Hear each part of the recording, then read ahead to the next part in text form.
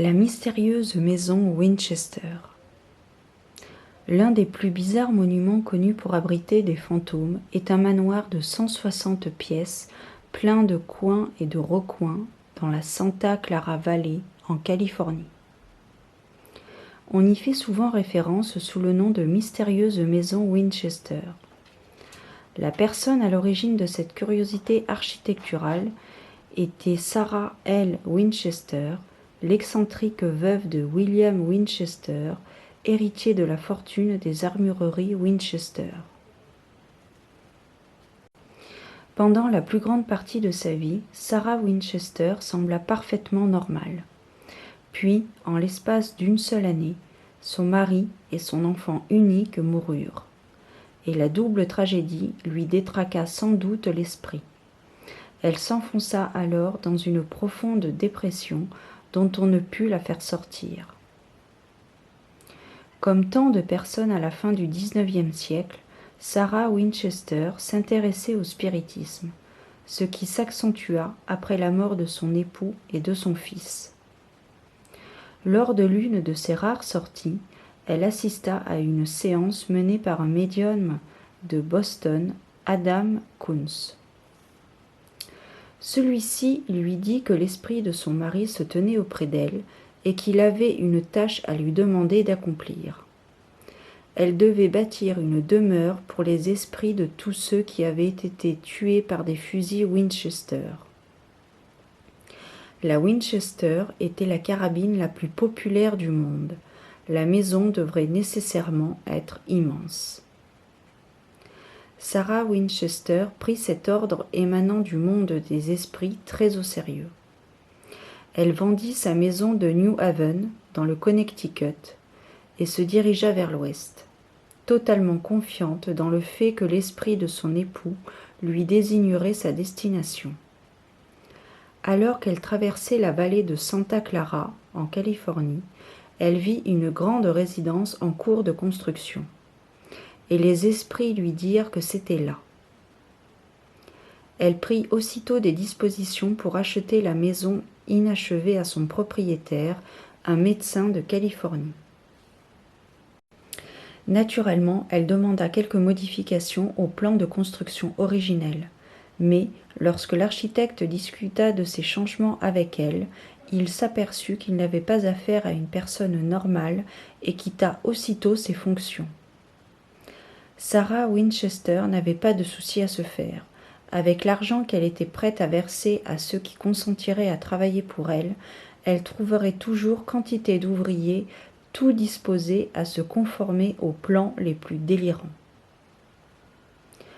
Pendant les 36 autres années de son existence, Sarah Winchester consacra l'essentiel de son temps à la construction, faisant démolir et modifiant par d'autres moyens la maison des fantômes. Même si elle changeait sans cesse d'avis, elle était toujours aussi pressée. La construction se poursuivait 7 jours sur 7. Sarah croyait qu'elle recevait ses instructions directement du monde des esprits et que les esprits ne voulaient pas attendre. Le résultat final fut ce que l'on a décrit comme la plus grande résidence privée du monde. On aurait pu en parler comme d'un bric-à-brac délirant. Il y avait des escaliers qui ne conduisaient nulle part, des ascenseurs qui ne montaient que d'un étage, des portes qui ne s'ouvraient que sur des murs pleins ou, pire, sur des trous. L'extérieur de la demeure était tout aussi fou que l'intérieur. Il y a des pointes et des flèches partout sur les toits du bâtiment. Des pièces et des ailes entières semblent avoir été disposées complètement au petit bonheur Lachance. Un auteur compara justement l'ensemble de la construction à un palais du bizarre dans une fête foraine. Du vivant de Sarah Winchester, la grandiose démence de son projet fut en général cachée au public par de hautes haies et de grands arbres. Une équipe de jardiniers était chargée d'entretenir une végétation protectrice et, de nos jours, seules les pointes et les flèches sont visibles depuis l'autre côté du mur de verdure. La veuve Winchester était superstitieuse, mais elle n'avait pas peur du nombre 13. On le rencontre partout dans la maison. Beaucoup de pièces ont 13 fenêtres. Les chandeliers ont 13 branches. Il y a 13 salles de bain dans la demeure. La plupart des escaliers comptent 13 marches, et ainsi de suite. Il y a une bizarrerie. Un escalier de 44 marches, mais qui ne monte que d'un étage, 3 mètres en tout.